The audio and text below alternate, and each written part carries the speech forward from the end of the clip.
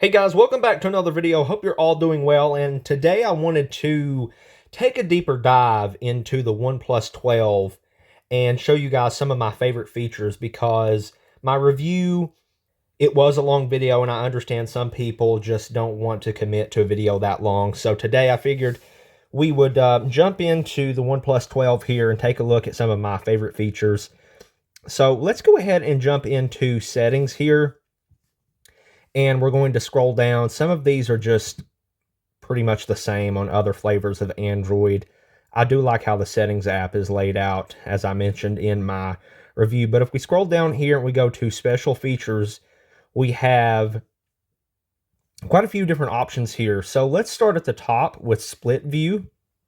So it says here you can swipe up with 3 fingers to enter split view. That's probably kind of hard to do. Also, you can enter split view from the recent tasks, so you can kind of swipe up, hit the 3 dots, and normally it'll pop up split view here.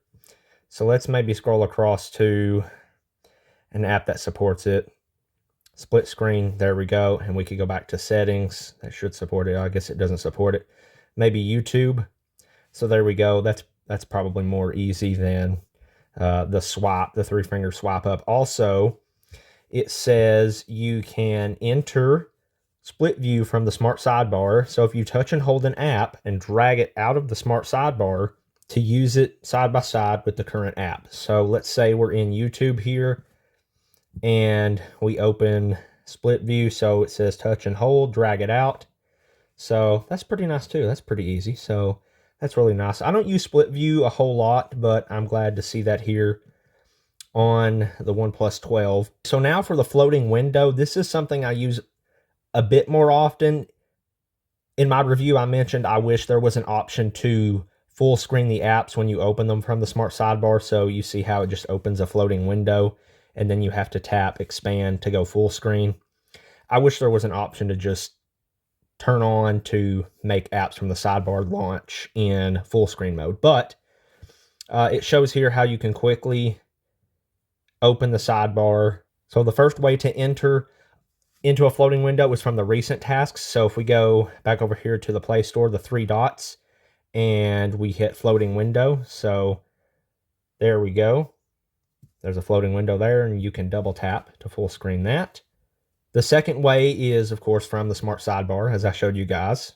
The third way to open a floating window is if we swipe up and hold. So if we go back to the Play Store and then we swipe up and hold, you'll feel like a double haptic feedback, and you've got your floating window. You can tap to kind of do it like that.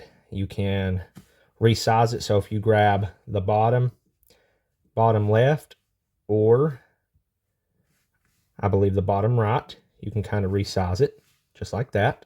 And for the mini window, if you want to full screen an app, you double tap. That's what it's talking about. We open Play Store here. That's just our example we're using.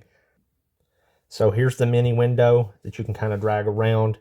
You can slide it to the side just like that and have it right there.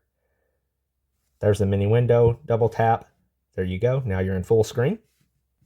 Now also in the special features is something called Quick Return, but when I turn that on, it says that I don't have any supported apps. So that's pretty confusing to me. Let me know if you guys are able to use this feature with any of your apps.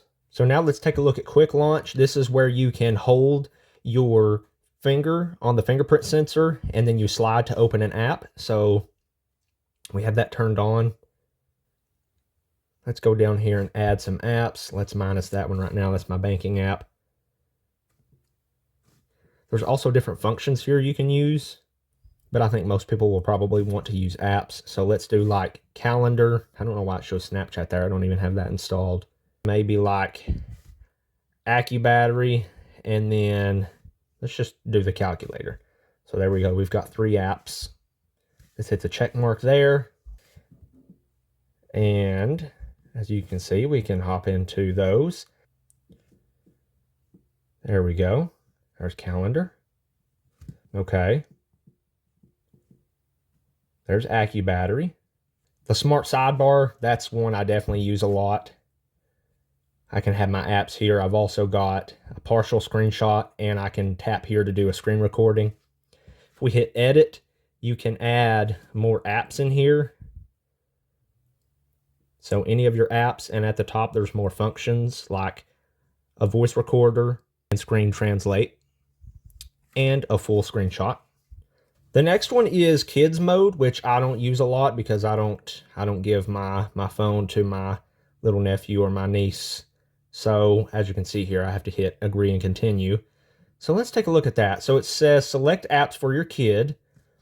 So let's just do like camera, calendar, clock, turn on a few apps, and drive and park. Okay, so there we are. There's the apps we have turned on. Let's hit next. Set a screen time limit, so you can do time limits here. So we'll say 15 minutes there, so that's nice. You can also do a custom. Eyesight protection settings. Different reminders here, like ambient light reminder. It says remind your child to move to a brighter area when the ambient light is too low. Sitting position reminder. Remind your child to sit properly when using their devices. Viewing distance reminder, so you can turn these on. Eye protecting display. Filter blue light to protect your child's eyesight. So that's on by default, and ambient light reminder is on by default. So let's just hit OK. It says allow kids mode to send you notifications. Let's just hit allow for now. And there we go. So that's pretty neat. Man, that is really cool. I'm glad I looked into that. So there's like clock, calendar. Of course, we've got camera. There's the game there. I guess you hit the 3 dots and you hit exit. So that's pretty cool. And then it asks to verify that it's you. So for those of you that have kids, I think you'll really, really like that. Next up is simple mode. It says easier to see. Here's a comparison between normal mode and simple mode. Simple mode looks much more larger. Does look pretty nice. So if you're just trying to use it one-handed, easy to see, enlarge text and app icons. Let's see, enter simple mode. Okay, just like that.